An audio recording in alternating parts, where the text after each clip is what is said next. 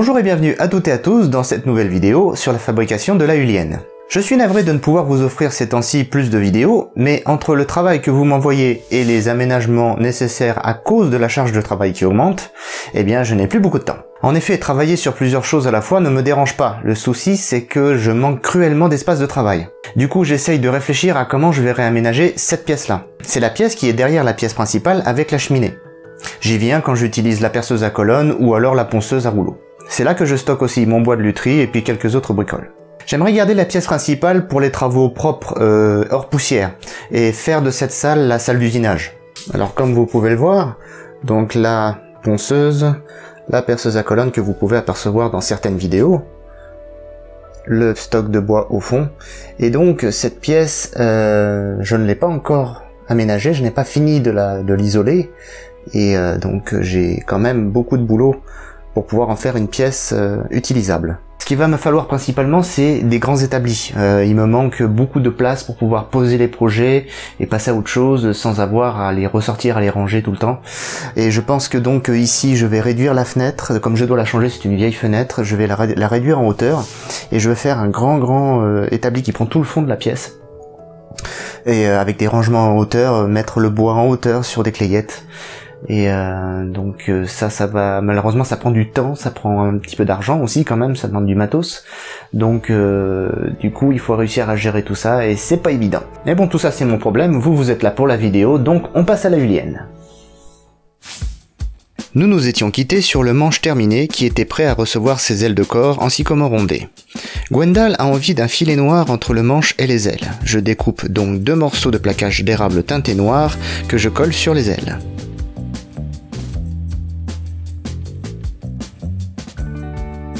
Comme pour la cavité arrière du Floyd, la cavité électronique aura sa plaque en fil continu. Je dois récupérer le bois là aussi, mais c'est une autre technique. Je commence par faire un gabarit de la cavité.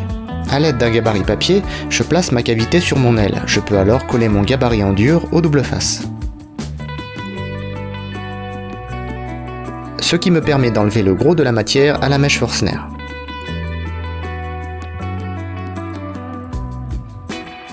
Et je finis ma cavité bien proprement à la défonceuse.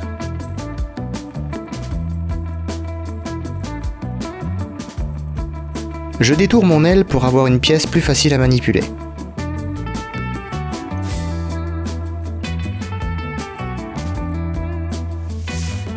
Maintenant, je dois couper ma plaque le plus précisément possible. Je commence par percer un tout petit trou pour faire passer une lame très fine. Et je découpe ma plaque. Tout doucement.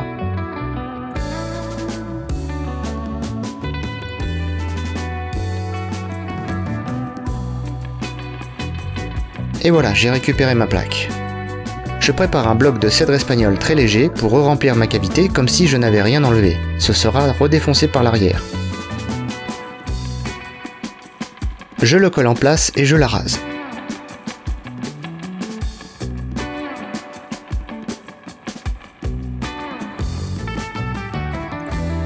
Je peux préparer ma deuxième aile. Je détourne et j'affine le contour.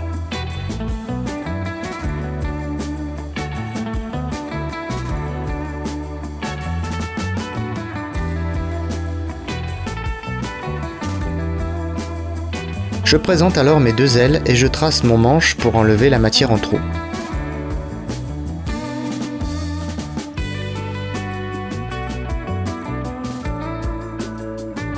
Il est temps de coller les ailes à leur place, l'une après l'autre pour éviter les glissements ingérables.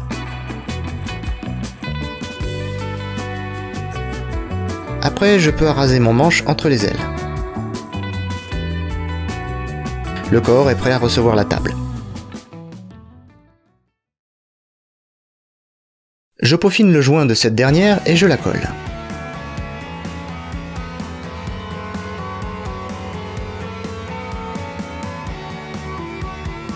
Je découpe l'encoche du manche et je la présente.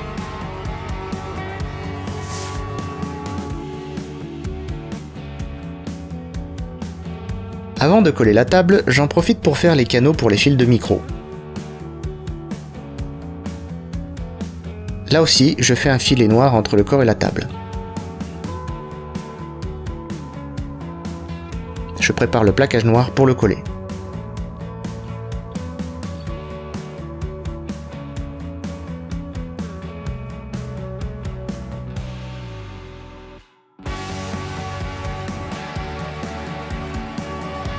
Une fois fait, il reste une chose à faire avant de coller la table. C'est d'évider un peu le corps pour alléger la guitare. Je place alors un gabarit qui me montre les différentes défonces et éléments sur le corps, ça me permet de savoir où enlever de la matière sans risque.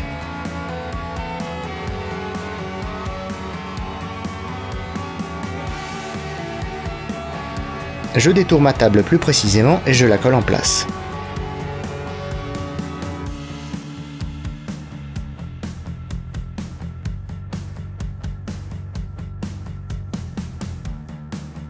Une fois sec, je finis précisément la forme du corps.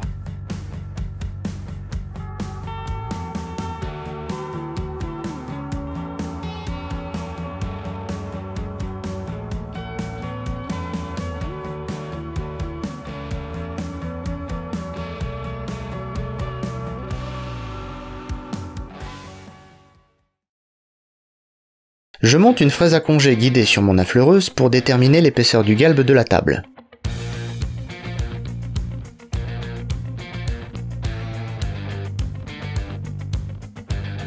Je trace mon chanfrein ventral au canif et je réalise le quart de rond sur l'arrière du corps. Du scotch fin affilé me permet de tracer la contre-courbe du chanfrein de façon fluide. Là, tout est bon pour enlever de la matière.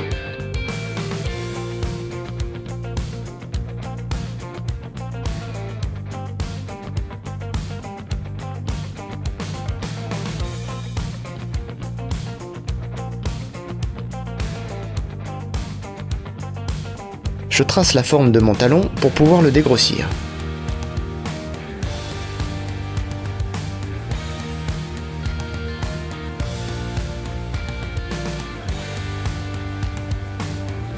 Je m'occupe alors de l'intérieur des cornes.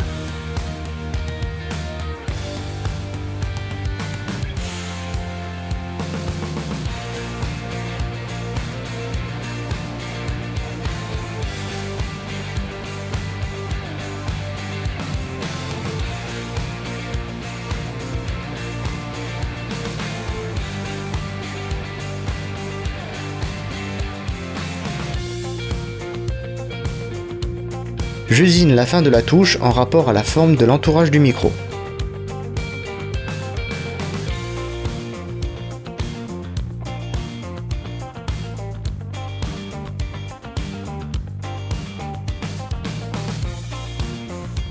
Et je trace mon galbe de table.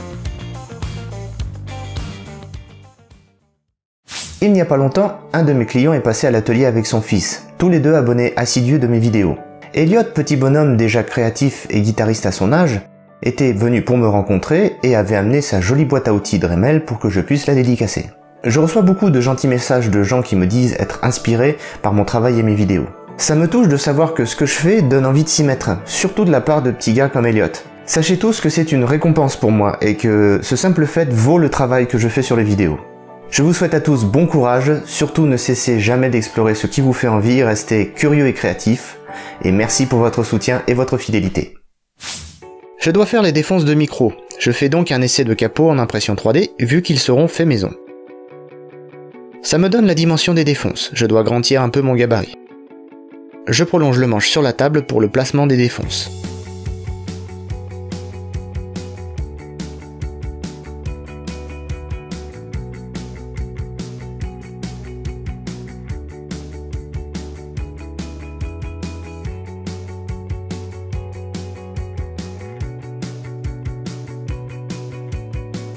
Je trace pour la défonce de Floyd.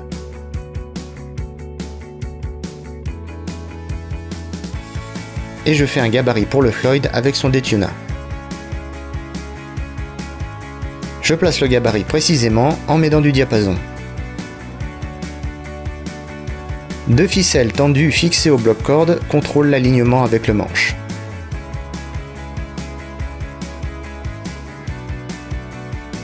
Et ensuite je fais les défonces successives en ajoutant des pièces pour arriver à ma défonce finale.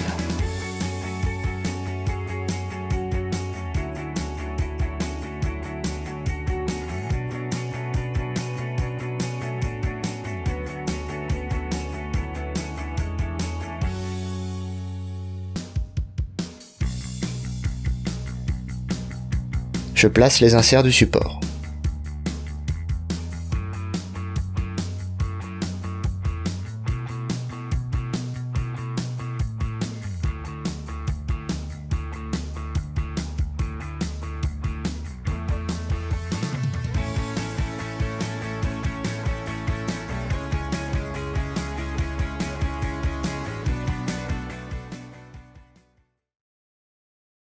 Je vais pouvoir faire le profil de manche. J'ai tiré 2 gabarits qui vont guider mon travail à la première et 12e case. Je me suis enfin équipé d'une vastringue. J'adore cet outil, c'est super plaisant à utiliser quand c'est bien affûté. J'enlève un peu de matière pour faire l'épaisseur de mon manche, pas la peine de travailler sur toute la largeur. Voilà, 21 mm à la première case et 23 mm à la 12e. Toujours prévoir 1 mm de plus, avec les ponçages successifs, on arrive à la bonne épaisseur.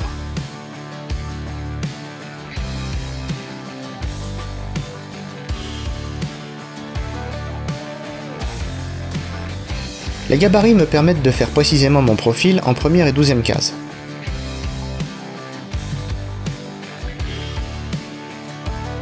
Il me suffit après de les rejoindre avec la vastringue. Puis finition à la râpe, racloir et papier de verre.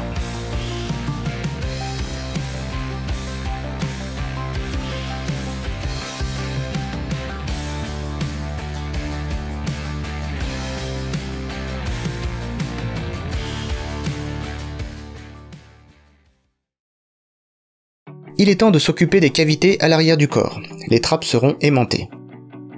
Je fais un premier gabarit pour défoncer la forme intérieure de la cavité.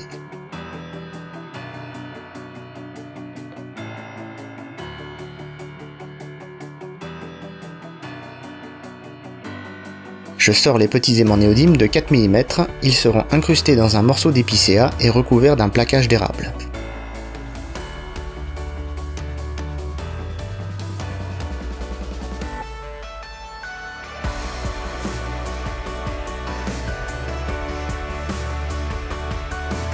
Je les colle à la cyano une fois leur emplacement percé.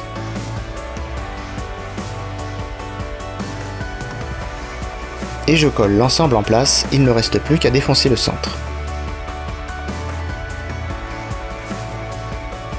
Je fais alors la cavité arrière de Floyd. Je fais des pièces qui vont venir faire le repos de la trappe. Je peux déjà coller le morceau côté Floyd. Pour le côté attache de ressort, c'est plus technique. Je veux faire en sorte de pouvoir mettre des vis à métal à tête 6 pans creux pour un réglage plus facile. J'incruste alors des morceaux de laiton dans le bloc.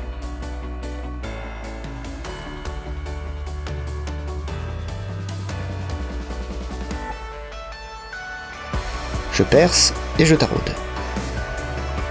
Je marque mes perçages de dégagement derrière le bloc.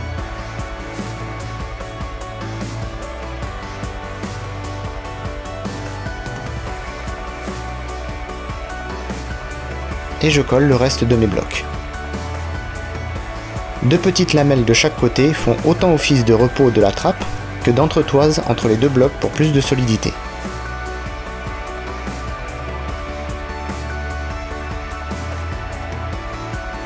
Je défonce les emplacements pour les aimants et je les colle dedans. Un plaquage noir vient recouvrir le tout.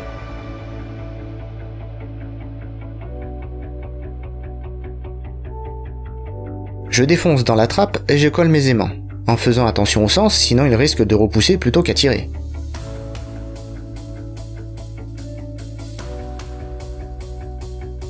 Je fais un petit onglet dans le corps et dans la trappe pour une ouverture aisée.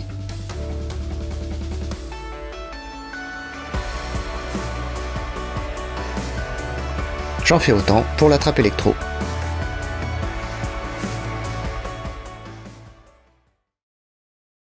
Avant de m'attaquer aux galbes de table, je dois placer mon électronique, et autant vous dire que ça rentre tout juste. Elle sera équipée de micros passifs mais aussi d'un Sustainiac. Donc une pile et le circuit imprimé qui l'accompagne. Ça fait aussi des switches en plus du circuit passif. Je trace l'emplacement des éléments pour percer la table.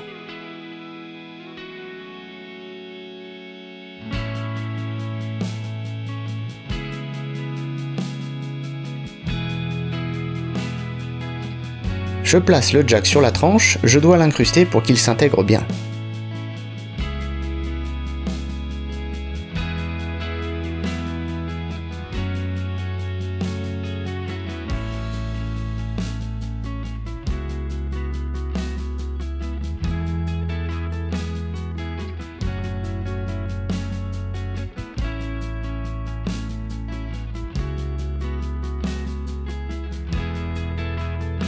je perce derrière pour faire de la place à l'embase.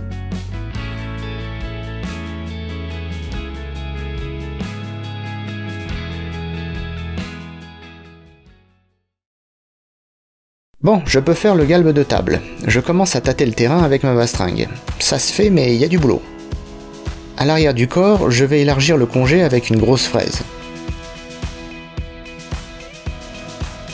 Je teste avant pour voir s'il n'y a pas de souci. Quand tout est ok, je m'exécute.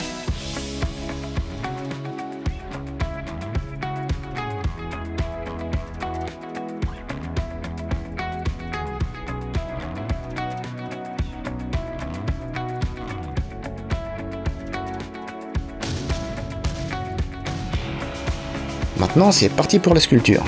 J'utilise tous les outils que j'ai et peuvent m'aider à virer rapidement de la matière. Mais mine de rien, c'est long. Et je ne veux pas aller trop loin, donc je travaille doucement.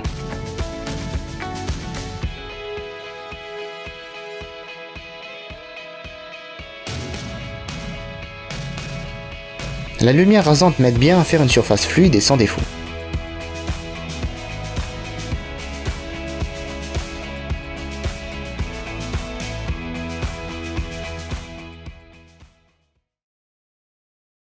Maintenant que le gros du galbe est fait, j'arrive à la finition.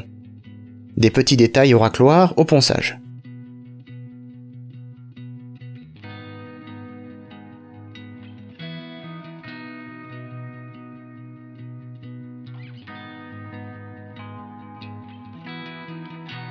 Je dois faire des petites cuvettes autour des potards et des switches.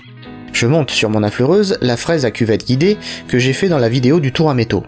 Je calcule le diamètre en fonction du roulement et des potards.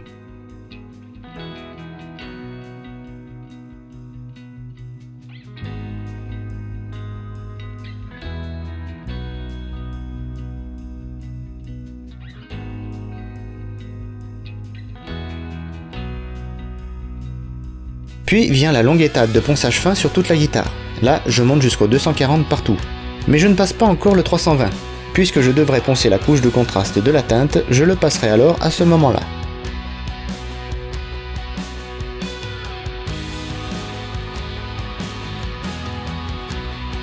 Je laisse les arêtes vives jusqu'à la fin. Je les abats avec du 240 usé. Si vous commencez à les abattre trop tôt, au final vous aurez un pain de savon fondu, et tous vos volumes seront indistincts.